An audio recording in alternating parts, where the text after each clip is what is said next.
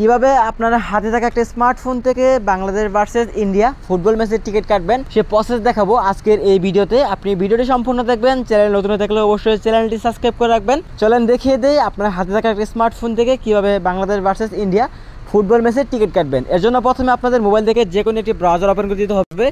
So browser open করার পর এখানে সার্চ অপশন দেখতে পারবেন। সার্চ অপশন লিখে সার্চ করে দেবেন quicket.me লিখে। সো quicket.me লিখে সার্চ দেওয়ার সাথে সাথে দেখতে পাবেন quicket.me এর ওয়েবসাইট চলে আসছে।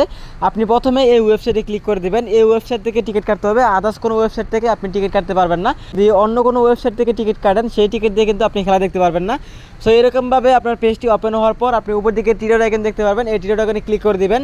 সো টিরোড আইকনে ক্লিক করার পর দেখতে পারবেন যে আমার একটি অ্যাকাউন্ট ক্রিয়েট করা আছে। এরকমভাবে আপনার একটি অ্যাকাউন্ট ক্রিয়েট করে নিতে হবে। সো অ্যাকাউন্ট ক্রিয়েট করার ভিডিও আমার চ্যানেলে দেওয়া আছে, সেটি দেখে আপনি অ্যাকাউন্ট ক্রিয়েট করে নেবেন।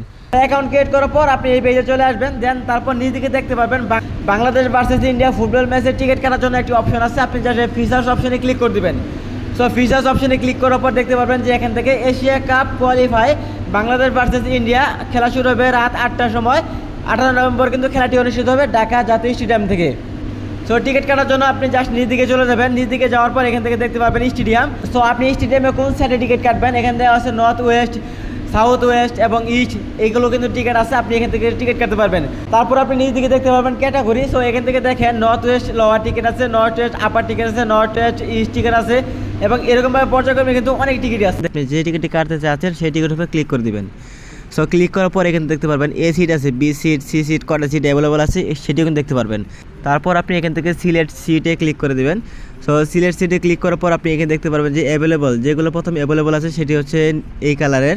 আপনি জাস্ট এখান থেকে একটা ক্লিক করেন। এ সিট আছে available, B seat, B19, B18 এগুলো কিন্তু অ্যাভেলেবল আছে। আপনি জাস্ট এখান থেকে সিট বুকিং করেন, জাস্ট ক্লিক করে দেবেন। ক্লিক করার পর দেখতে পাবেন সিট রিজার্ভ সাকসেসফুল হয়ে গেছে। আপনি জাস্ট নিজ দিকে দেখতে পাবেন যে টোটাল প্রাইস নেবে 1000 টাকা এবং ক্লাব হাউস টু লোয়ার এ 1000 টাকা, সিট B20। তারপর আপনি এখান থেকে দেখতে পাবেন ফুল নেম দিতে হবে। সিটটি সঠিকভাবে নেওয়ার জন্য, সিট বুকিং করার জন্য এখান থেকে প্রথমে আপনাদের ফুল নেম দিতে হবে। সো নাম দেওয়ার পর এখান থেকে একটা ইমেল আইডি দিতে হবে।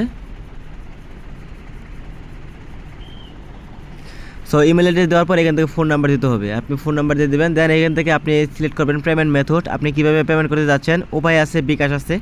আপনি এখান থেকে বিকাশ বা উপায় বা SLG যে কোনো একটি সিলেক্ট করে দেবেন। দেন তারপর এখান থেকে প্রসেস টু চেক আউট এই অপশানে ক্লিক করে দেবেন। সো এই অপশানে ক্লিক করার পর দেখতে পাবেন এখান থেকে ইউর বিকাশ অ্যাকাউন্ট নাম্বার, আপনার এই নাম্বারটি এখানে দিয়ে দিবেন। আপনার বিকাশ অ্যাকাউন্ট নাম্বারটি এখানে দিয়ে দিবেন। সো বিকাশ অ্যাকাউন্ট নাম্বার দেওয়ার পর এখান থেকে কনফার্ম অপশানে ক্লিক করে দেবেন। সো কনফার্ম অপশানে ক্লিক করার পর আপনার এখানে 6 ডিজিটের একটি কোড আসবে, সেই কোডটি এখানে বসিয়ে দেবেন। সো দেখেন আমার কোডটি কিন্তু চলে আসছে, আমি এখানে বসিয়ে দেবো।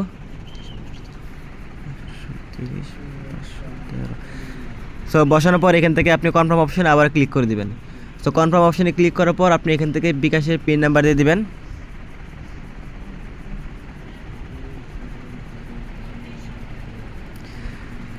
সো পিন নাম্বার দেওয়ার পর এখান থেকে আবারও কনফার্ম অপশানে ক্লিক করে দেবেন।